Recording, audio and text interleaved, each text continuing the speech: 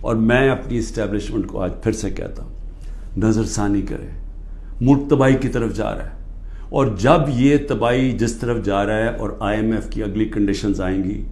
جس طرح انہوں نے مصر اور سری لنکا میں انہوں نے کنڈیشن لگائی، وہ کیا ہے کہ فوج کا بجٹ کام کرو،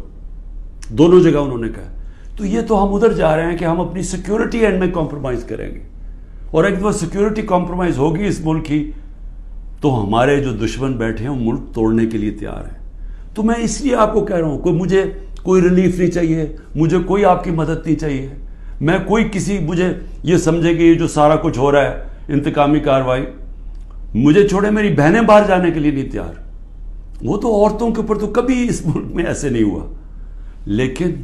ملک نیچے جا رہا ہے، اور اس لیے وقت کم ہے، جس طرح دن بڑھتے جا رہے ہیں ہم اور اپنے ملک کو تباہی کی طرف لے کے جا رہے ہیں۔ صرف قانون ختم ہو چکا ہے، کسی کو اس وقت پھر سے میں کہتا ہوں، جب عدلیہ اپنے فیصلے نہیں کروا سکتی، جب آئین کی کوئی پرواہ نہیں کر رہا،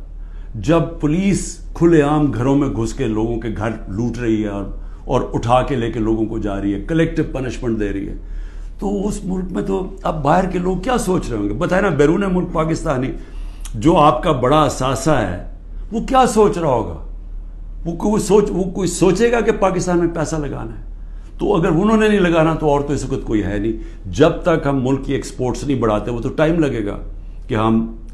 اپنی ڈالر انکم بڑھائیں، تو اس میں تو صرف ایک ہی انٹرم میں تو صرف اوورسیز پاکستانی مدد کر سکتے ہیں۔ شکریہ۔ پاکستان زندہ باد۔